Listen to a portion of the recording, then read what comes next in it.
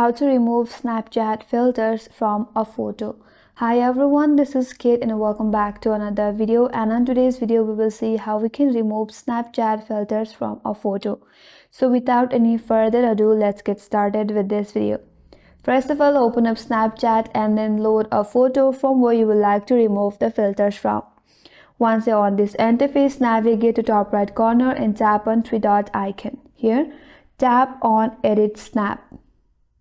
Once you get to your edit page, now if you swipe to your left, under this interface there you have all different kind of filters and effects loaded in your interface.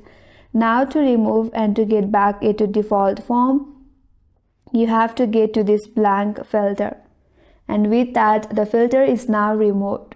So that's how you can remove the filters from this photo, and then you can export or save this picture in your Snapchat. And that's all for this video. Hope this video was helpful.